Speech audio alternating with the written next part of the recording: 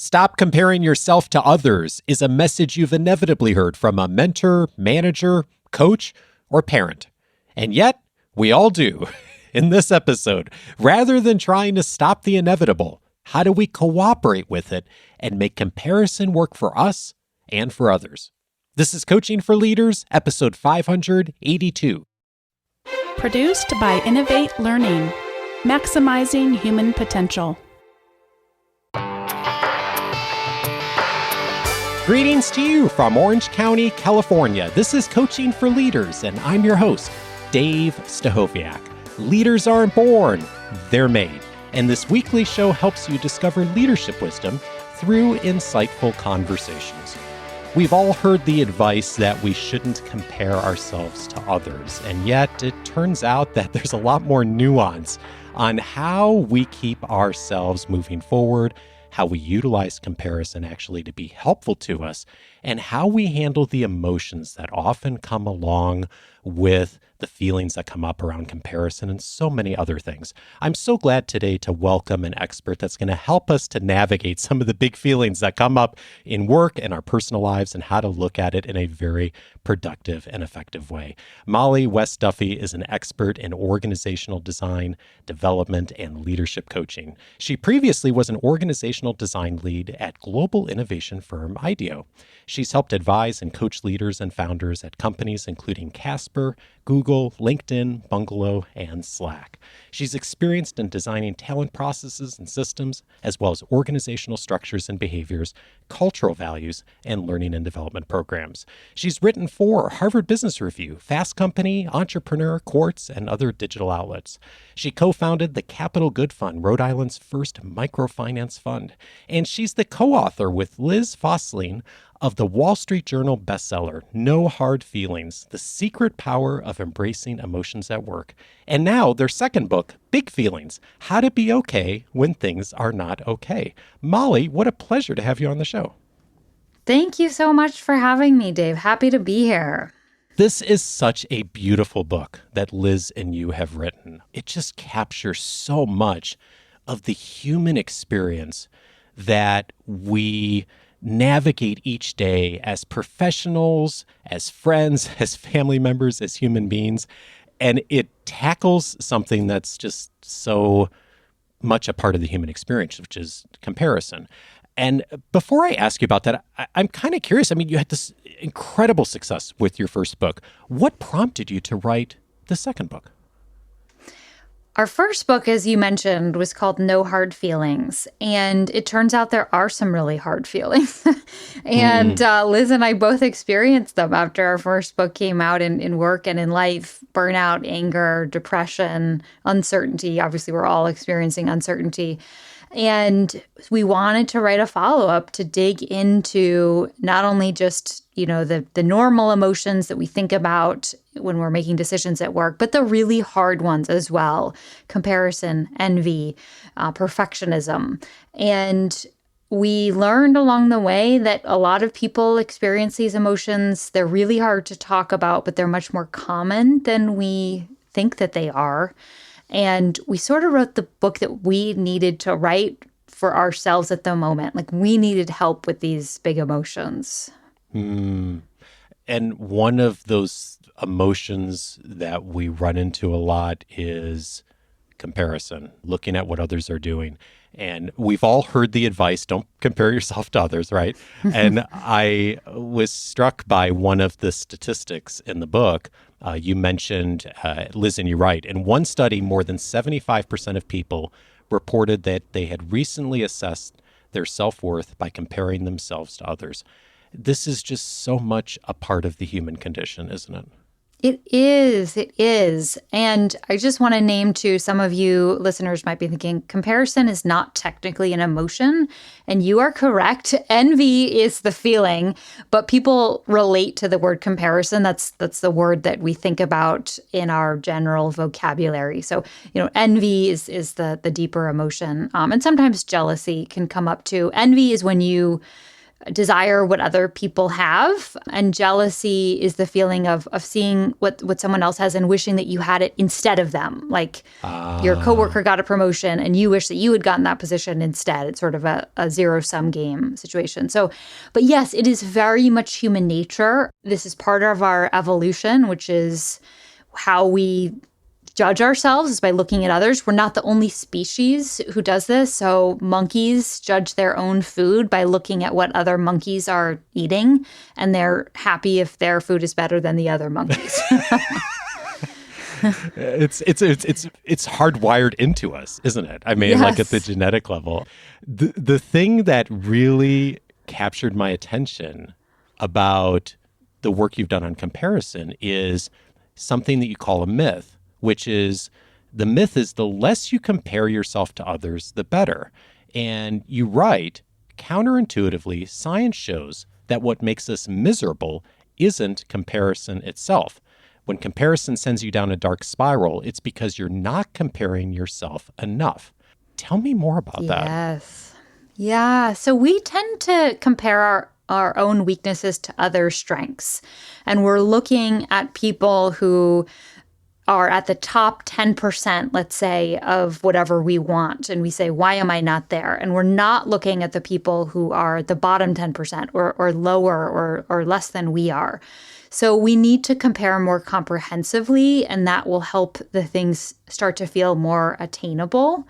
I think social media is really difficult with this because, again, what people tend to post is only the top 10% of things. And that's real. And so getting off social media can help. But we also write in the book, it's not like if we get off social media, our tendency to compare is going to go away. So unless you're living totally off the grid, you still are going to get texts from other people. You're going to interact with other people who are making more money than you or have things that you want.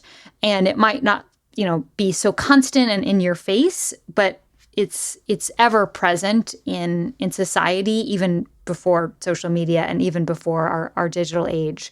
So I think remembering to do the downwards comparison as well and say, if I'm, let's say, learning how to be a better runner, let me compare myself to not just people who are expert marathon runners, but other people who are maybe just learning to run or haven't learned to run yet. Yeah, I think it's a really insightful point that we tend to compare our weaknesses to other people's strengths. Like, because I think about things I've done recently, like that seems just so true in so many ways. And I'm wondering, like, as you've surfaced that for people and coached people on that, do you find that there's something that's helpful of us resetting that a bit of rather than just looking at like the ultra marathoner that we see on YouTube when we're trying to like learn how to run a mile, for example? That's just helpful as a reset on that? Absolutely. So we talk in the book about setting a broader baseline. And I'll give the example. So Liz, who's my co-author, she does all of the drawings in our book. And when she started drawing, which was in her early 20s, she didn't measure herself against other beginner drawers. She compared herself to, pieces made by career artists who had gone to art school and perfected their craft for years. And it didn't help her in terms of wanting to continue in that thing. And she knew that this was something that she loved. And so she had to say, okay, how do I start where I am and compare against people who are early career drawers or even people who have not become drawers yet? And that helps us then want to continue in that same vein. So it's reminding yourself, like, there's negative consequences of comparing myself to the people who are only better at this. And that, like, it actually is going to be a demotivator for me because I'm going to feel like I can never get there. So broadening that perspective can help. I'm curious if you, Dave, if you think back on your career, if there's moments where that was helpful to you or moments when that would have been helpful to you. Yeah, I think one that's coming up for me, just thinking about what you said, is, community has helped a lot with that. When I first started the podcast 11 years ago, I didn't really know anyone else in the space. And so the people that were that were easiest to kind of have on my radar screen were the people who were most successful at doing this work in this medium, right? And so I followed some of the popular shows, and it just seemed like such a disconnect between what they were doing and what I was doing as far as skill level and technology and experience and all that. And what really changed for me was getting into and being really intentional, actually, it was probably 6 or 7 years ago, of getting together with other people who were kind of at the same level I was, and all in the careers, leadership, kind of management, podcast space, and actually reached out and built some relationships. Some of them had come on the show. And I said, hey, let's get together and let's just talk regularly. And we started that 5 or 6 or 7 years ago, and we still do it every month. And that's been huge. And the fun thing is we've all kind of grown, and we've all grown at different ways.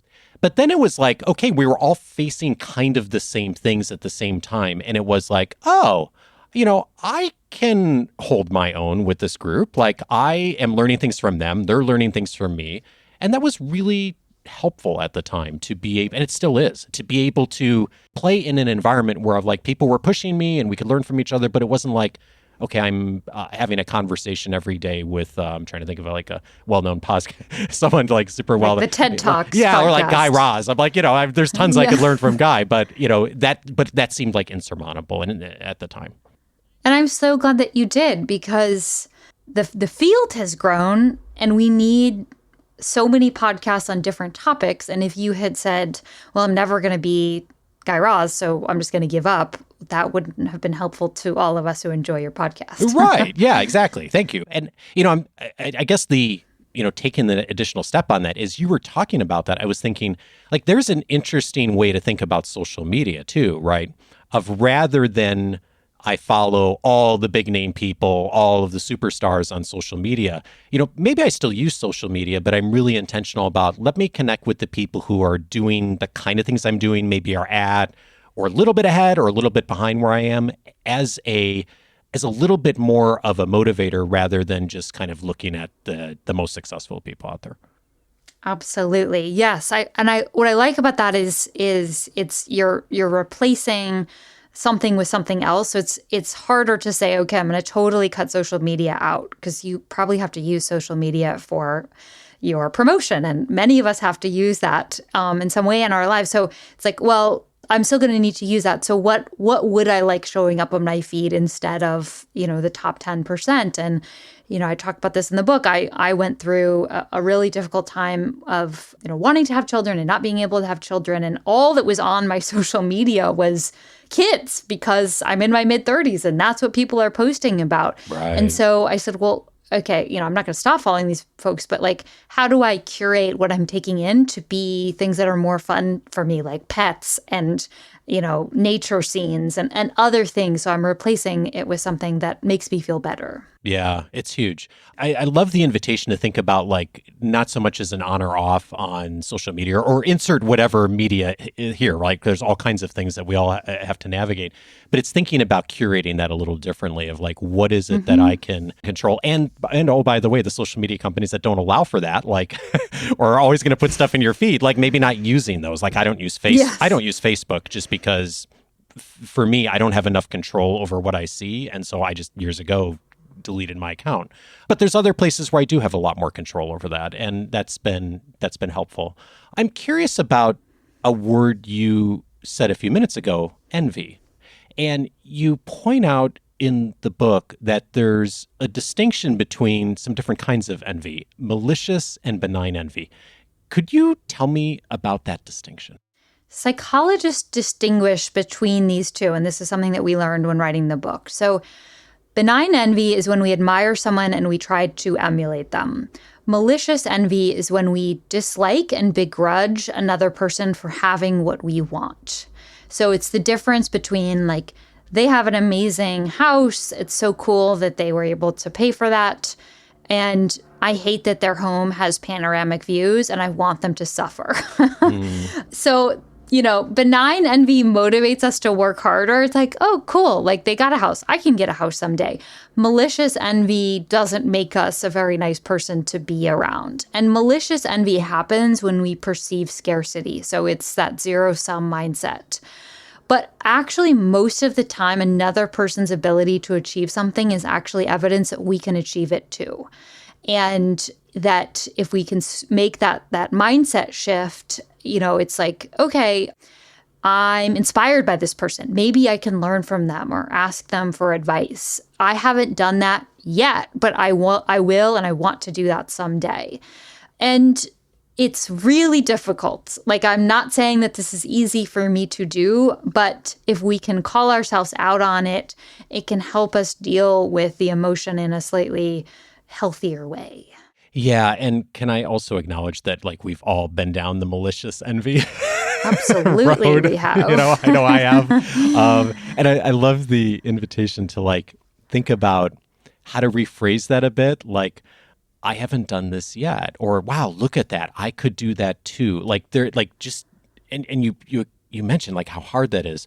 As you've done more of that and seen other people like try to do more of that, what, if anything, helps get people over that hump of like, okay, I'm caught up in this maliciousness, just to like take that first step of reframing? I think asking yourself, is this person worth so much of my mental energy?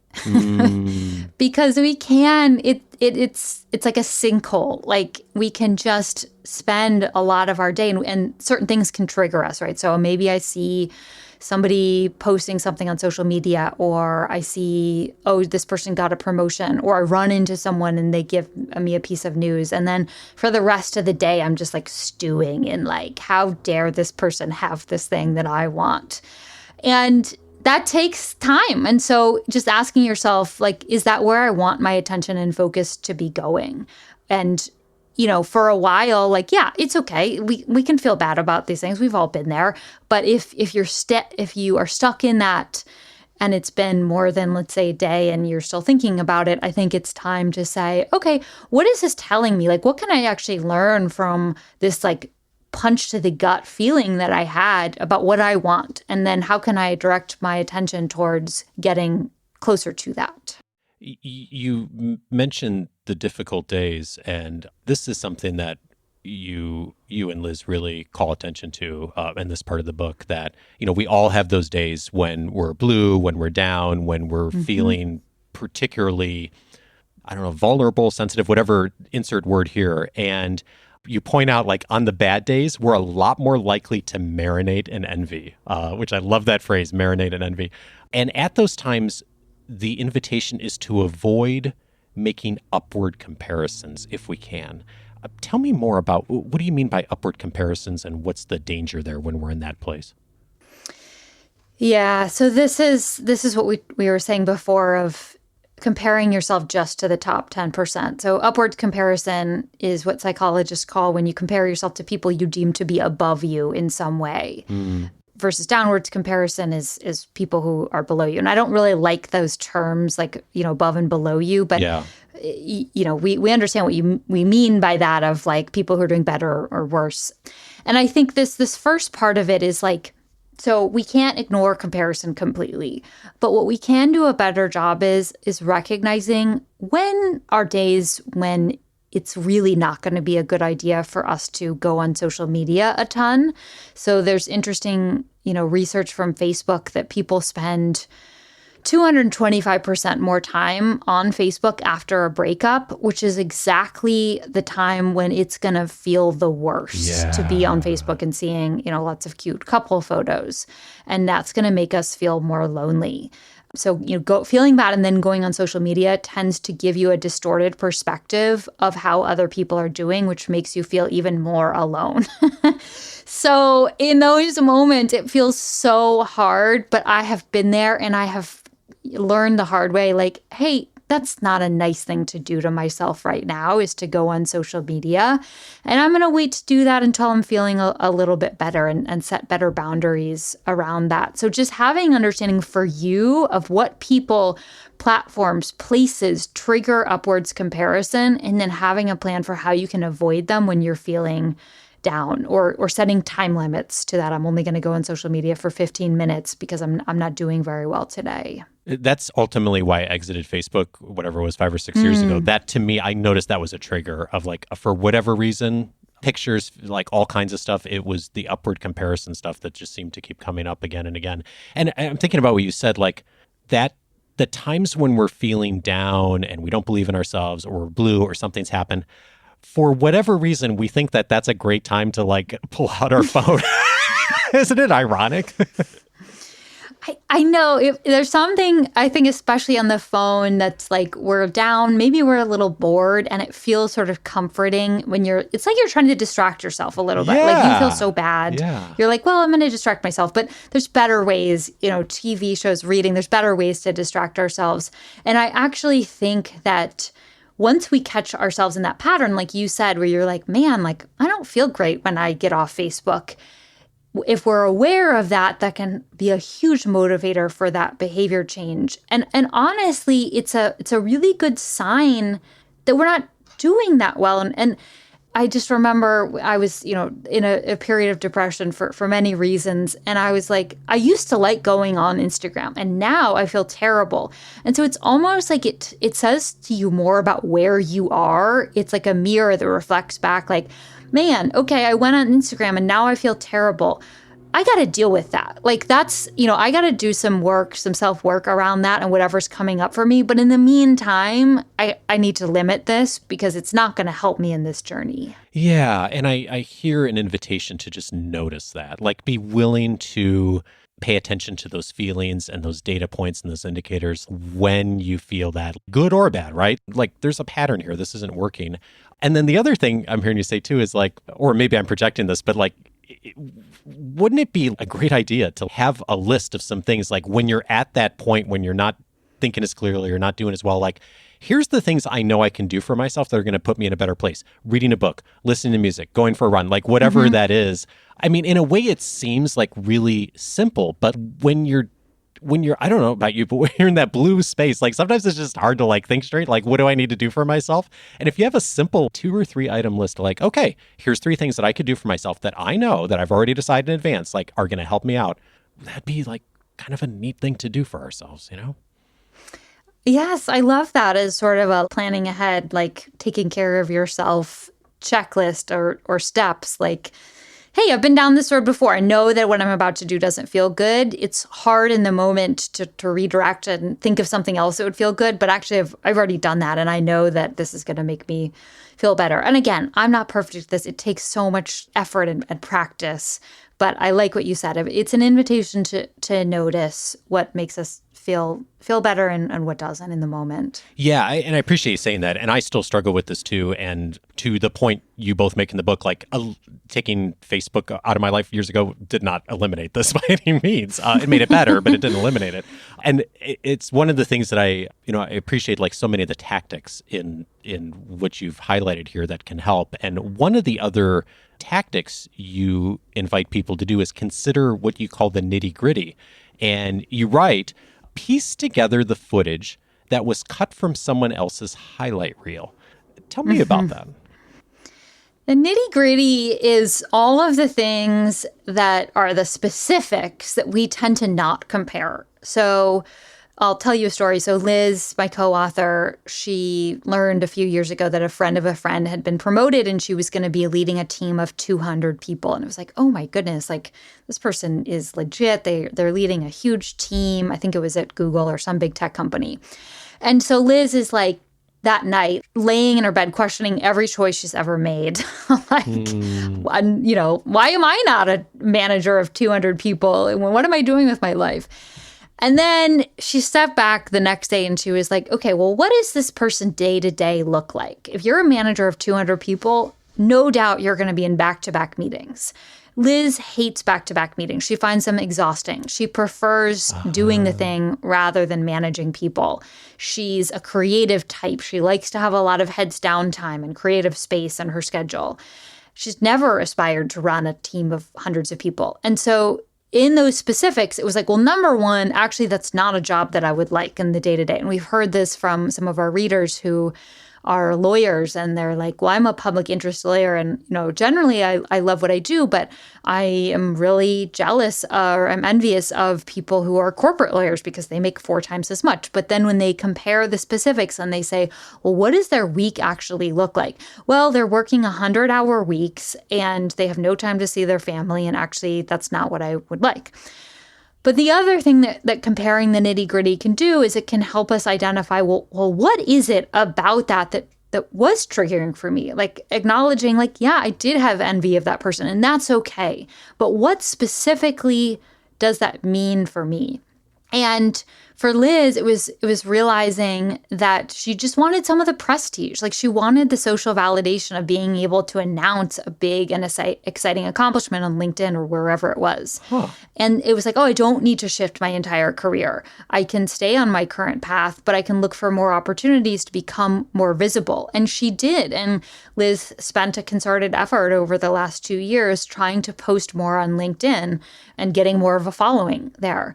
And so it's those two things of like, you may not actually want their day-to-day, but there's something in what they have that you do want. And is there something that you could shift to get there? It goes back to what we were talking about earlier, too. I was thinking about your question you asked me on like, how did I make some of the shifts I made? And community helped a lot on that, too, of getting to talk to other people who ran larger platforms, businesses, and like hearing some of the other details people are dealing with. And there was a whole bunch of things I was like, oh, no.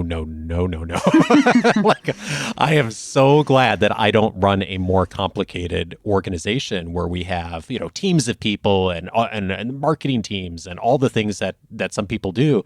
When you hear the details of some of that, you're like, oh, that does not sound fun at all. But from the outside, it looks really, really cool and attractive. Yes. Thank you for sharing that. I think that's such an important perspective where I think that it's like, okay, growth is good. My company should be bigger, or I should be managing more people, or we should be, hitting a broader audience. And like sometimes those things can be really good in what we want, but they always come with trade-offs. Yeah. So like you said, managing teams of people instead of individual people, or having to spend your time more on the logistics rather than just talking to people and getting ready for interviews. And in some cases, it's like, yeah, that's a trade-off that I want to make. But in other cases, it's like, oh, actually, I didn't realize that was going to be a trade-off. I'll speak. Liz and I both are introverts. We're proud introverts. And writing a book is a great activity for an introvert to do. Promoting a book is a really hard activity for an author to do, for an introverted author to do. Yeah.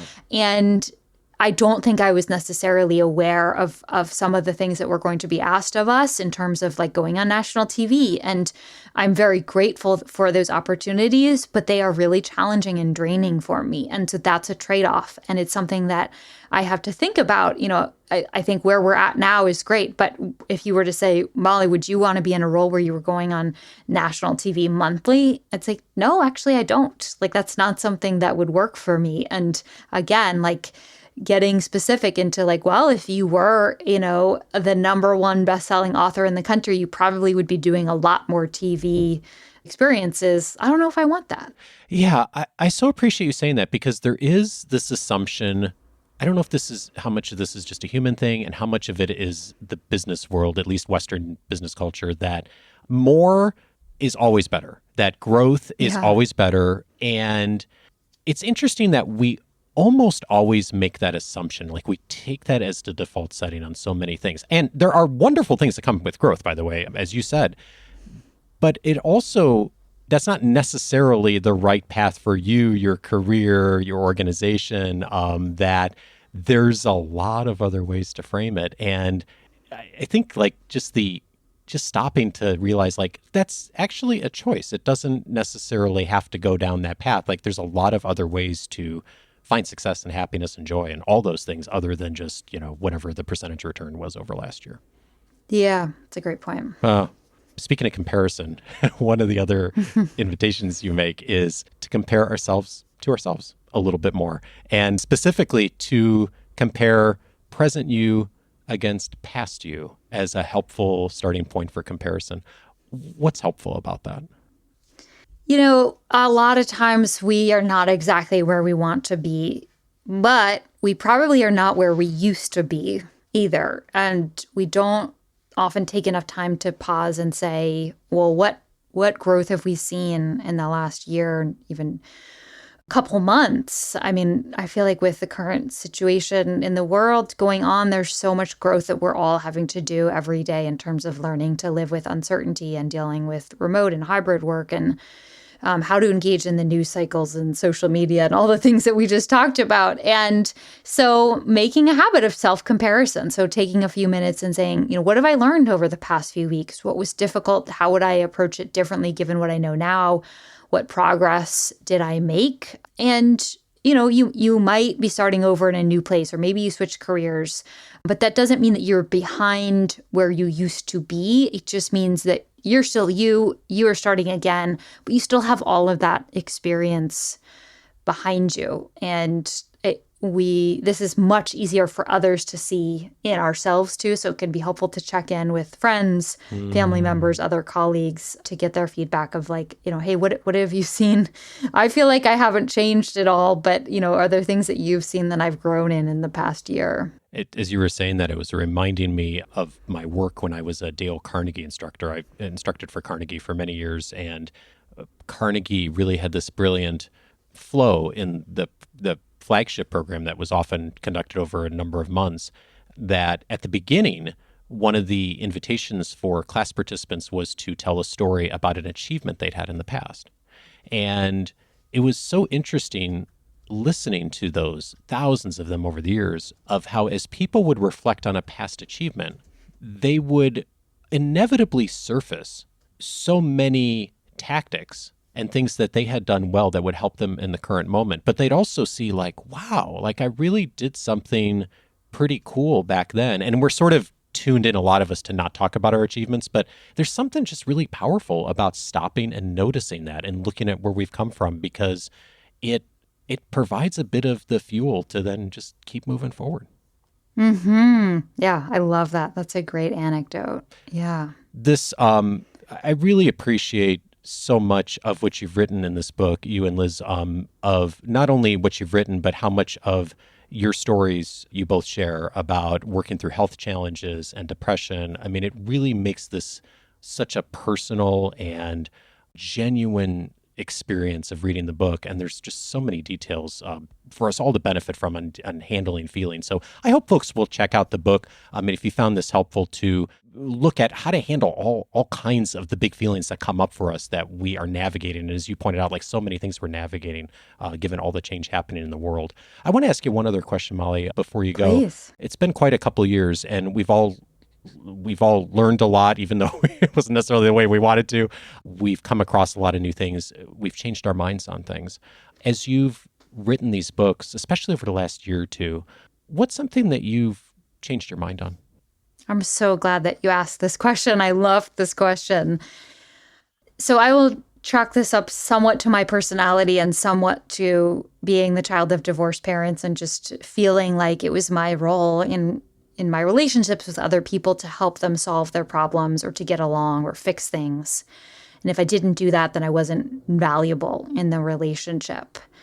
And in going through my own big feelings and watching others as well, and in writing the book, and this has been really hard for me, and I'm not saying I'm great at it yet, but that most people are not coming to us to have us solve their problem for us. They're people have to figure that out for themselves, but that they would like for us to hold space and be there and listen and to acknowledge what they are going through. And so I've tried to do a better job at doing that, both in terms of like not putting that pressure on myself and saying I'm still a valuable person in this relationship, even if I'm not helping you get along with someone better or fixing your problem.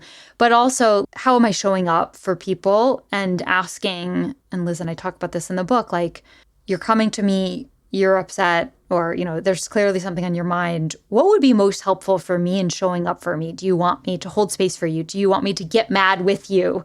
Do you want me to help you problem solve? And actually, people are really good at saying, oh yeah, I want you to get mad with me. Or like, no, I just want you to hear me. It's like, it doesn't take them long. They can tell you immediately what they want, but pausing and saying, how can I be here for you? What would be helpful? Then, lets me be helpful. So I'm still working on it, but that has shifted. There's a really cool part in the book that I highlighted and I screen captured. I think it was one of Liz's friends who texted a message to her at a difficult time and said, I know you're going through tough stuff. Here are 4 things I could do to help. And they range from like little small things to bigger things. And you tell me what you most need right now. And I was like, what a neat way to just be present for someone. Yes, this was after Liz's father-in-law passed away from a really tough battle with cancer, and she was in the middle of grief, and her friend said, okay, here's 4 things. I can bring you food, I can be on the phone and just be present while you cry. There's a couple other things. And it was like, tell me which of these options. And Liz was like, great, it's option 2. And so again, it's like, people know what they want, but sometimes it's hard when you're in the middle of it to be able to prompt and say, hey, I need this from you, and I need this from you, and actually I don't need this from you. And so offering up specifics of here's some options for how I can show up or be helpful to you, especially when we're in the middle of grief or despair or comparison, could be so helpful. Mollie West Duffy is the co-author of Big Feelings, How to Be Okay When Things Are Not Okay. Mollie, thank you so much for your work. Thank you for having me.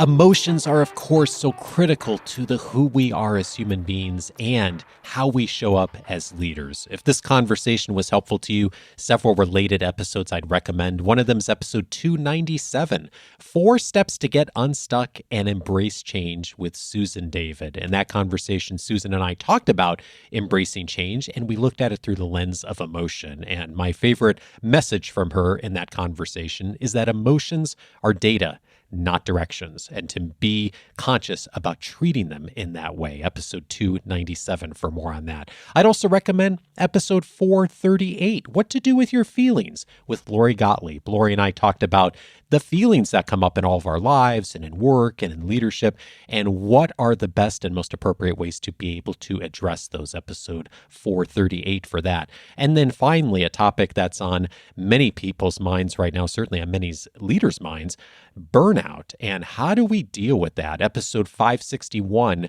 earlier this year, How to Reduce Burnout. My guest was Jennifer Moss. We looked at that from the question of, as a leader in an organization, what can I do as an individual leader to help address and reduce burnout inside the organization? A lot of practical steps in that conversation. Again, that's episode 561.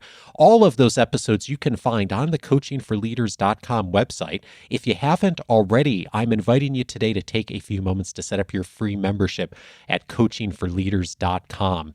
There are many episodes in the library since 2011 on topics related to this. We're filing this conversation. One of the areas under is personal leadership. Of course, leadership is first and foremost something that has to start with us. If we're not leading ourselves first well, we're not going to be effective at leading others. That's why personal leadership is a topic you continue to hear themes on again and again over the years on this show. It's one that we've addressed many times. If you set up your free membership and do a search for personal leadership in the episode library, many conversations in addition to the ones I just mentioned will be there for you for supporting you in whatever's next, plus tons of other resources, the weekly leadership guide, the free audio courses inside the membership, access to my entire library, plus a ton more benefits of free membership. All of that you can access by going over to coachingforleaders.com, and you will be up and running with us in just a few moments. Next week, I'm glad to welcome Russ Laraway back to the show. He is going to be discussing with us a critical skill for every leader, how to give feedback. Join me for that conversation with Russ next week, and have a great day. Take care.